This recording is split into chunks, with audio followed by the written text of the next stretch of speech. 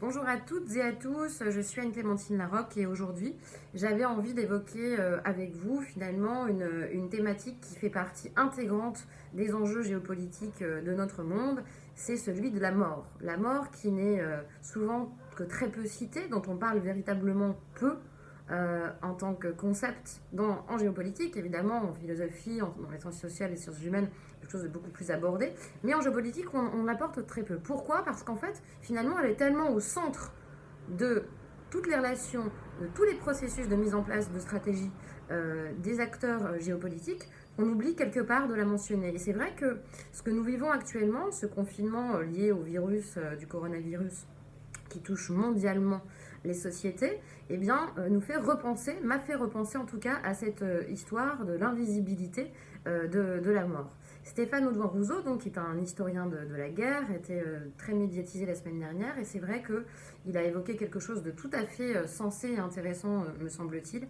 C'est l'idée que le XXe siècle, et le XXIe siècle suit la même perspective, à part si cette crise fait évoluer les mentalités et nos recherches et nos esprits par rapport à cela. Mais c'est vrai que le XXe siècle n'accorde que très peu de place en termes de visibilité à la mort. La sexualité, donc la vitalité retranscrite par la sexualité, a beaucoup plus de place que cette mort, qui évidemment a été incarnée, a été bien évidemment concrétisée malheureusement pendant les deux premières guerres mondiales. Et c'est vrai qu'on a eu tendance sûrement à vouloir oublier, à ne vouloir plus mentionner en géopolitique eh bien, la mort. Alors que quand vous regardez un petit peu les choses de plus près, la menace, la dissuasion, les menaces donc nucléaires, les menaces des attaques terroristes sont évidemment directement en lien avec ce concept de mort qu'on ne nomme plus. Et dans ce cadre-là, je trouve que c'est important de repenser cette chose-là, puisque ça renvoie en fait à la vulnérabilité des États, des différents acteurs, mais ça renvoie aussi à une certaine réalité que l'on a tendance à oublier en pensant que finalement nous sommes à l'abri dans les sociétés occidentales de toute menace ou de tout impact qui viennent de l'extérieur ou même de l'intérieur.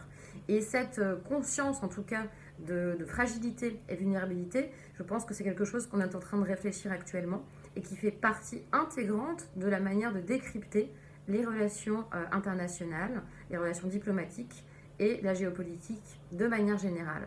Voilà, je m'arrêterai là et j'espère que cette petite idée de conscientiser ce qu'est la mort pourra peut-être nous donner plus d'éléments et plus de grains à moudre pour réfléchir la géopolitique bientôt et dans le futur.